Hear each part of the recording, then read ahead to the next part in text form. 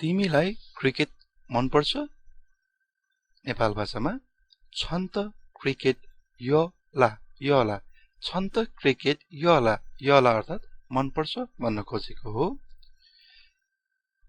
मलाई क्रिकेट मन पर्छ अथवा मन पर्दैन भन्नु पर्यो भने जित क्रिकेट य अर्थात् मन पर्छ। मलाई क्रिकेट मन पर्छ भन्नु पर्यो भने यसरी भन्न सक्नुहुन्छ र मलाई क्रिकेट मन पर्दैन भन्नु पर्यो भने यसरी भन्न सकिन्छ।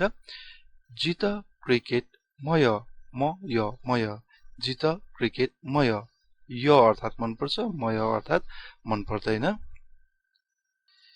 तिमीले क्रिकेट हेर्यौ अथवा हेर्यौ? छ क्रिकेट सोयाला क्रिकेट सोयाला हेर्यो अर्थात् सोयाला।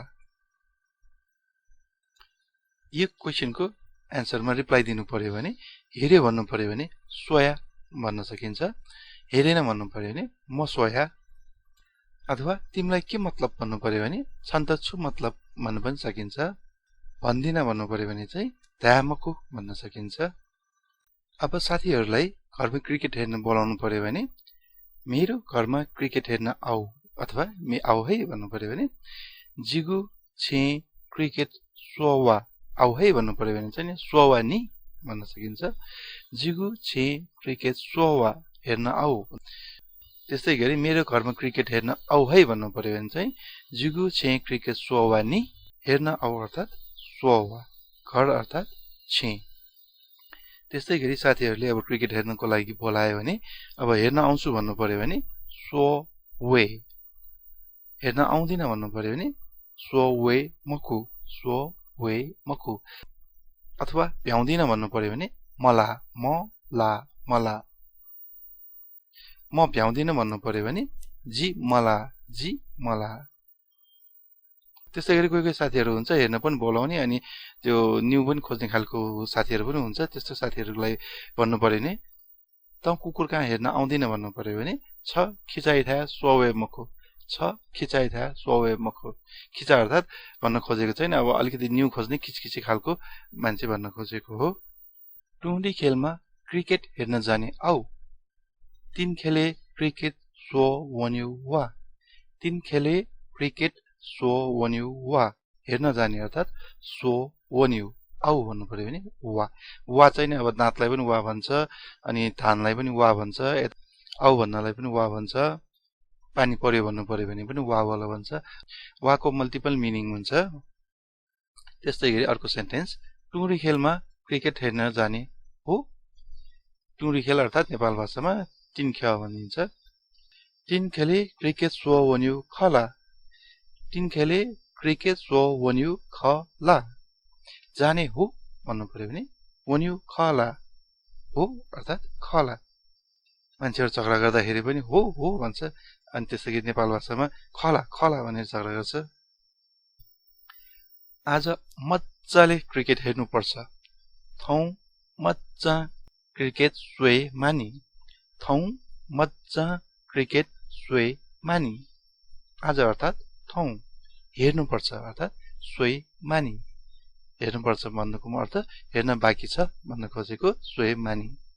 त्यस्तै गरी अब हेर्छु भन्नु पर्यो भने सोए, जस्तै कि आज मजाले क्रिकेट हेर्छु भन्नु पर्यो भने थौ मजा क्रिकेट सोए। क्रिकेटको बललाई हाने जस्तो हानिदिउँ। क्रिकेट यु बल ठ्वाठे ठ्वाना बिला। साथीहरूलाई कहिलेकाहीँ जिस्किएर भन्नु पर्यो भने क्रिकेट यु बल ठ्वाठे ठ्वाना बिला। अर्को क्रिकेट खेल्न आऊ। क्रिकेट मिट वा, क्रिकेट मिट वा अर्थात् खेल्न आऊ भन्न खोजेको। अब क्रिकेटको ठाउँमा अरू फुटबल अरू पनि तपाईहरूले भन्न सक्नुहुन्छ। अर्को क्रिकेट खेल्न जाउँ। क्रिकेट मिट वने नु, क्रिकेट मिट वने नु खेल्न जाउँ अर्थात् मिट वने नु। क्रिकेट खेल्न मन लाग्यो।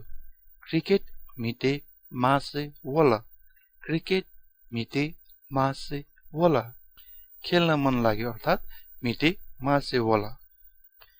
अब कहिलेकाहीँ कोही साथीहरू आउँछ, हामी क्रिकेट हेरिराखेको बेला आएर के गरिराखेको भनेर सोध्यो भने हामीले क्रिकेट हेरिराखेको भनेर रिप्लाई दिन्छौं। नेपाल भाषामा क्रिकेट सोया चोनौ, क्रिकेट सोया चोनौ। त्यस्तै गरी अब कसैसँग पारा तातिराखेको बेला सोध्यो भने देखेन क्रिकेट हेरिराखेको भन्नु पर्यो भने मखला क्रिकेट सोया चोनौ, मखला क्रिकेट सोया चोनौ। देखेन भन्नु पर्यो भने मखला। त्यस्तै गरी कहिलेकाहीँ हामीले भन्छौं अब पारा तातिराखेको बेला के गरिराखेको भनेर सोद्धाखेरि तेरो बाजे हेर त्यहाँ टिभीमा के आइरहेछ भनेर हामीले कहिलेकाहीँ भन्छौं। त्यस्तो भन्नु पर्यो भने स्व छिम बाजे अनि टिभी छुवैछौं, स्व अनि टिभी छिम बाजे छुवैछौं। त्यस्तो पनि भन्न सक्छौं।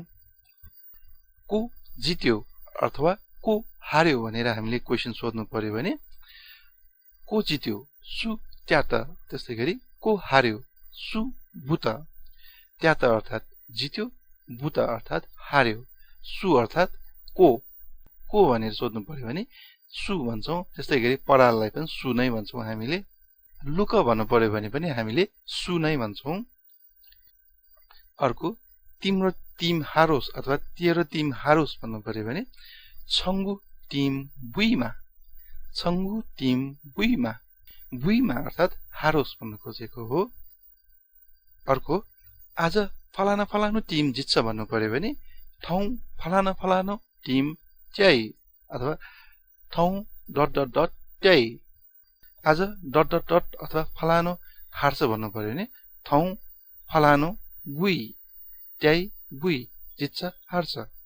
आजको भिडियो कस्तो लाग्यो कमेन्ट गर्नुहोला र नेपाल भाषाको थप रिसोर्सेसहरुको लागि agentakas.com/नेपाल भाषा यो वेबसाइट हेर्न सक्नुहुन्छ र नेपाली टाइपिङ गर्न चाहनुहुन्छ भने agentakas.com/nepali-typing मा गएर नेपाली टाइपिङ गर्न सक्नुहुन्छ र यो नेपाली टाइपिङ मोबाइल भन्दा डेस्कटपमा अलि बढी सजिलो हुन्छ। Thank you. शुभ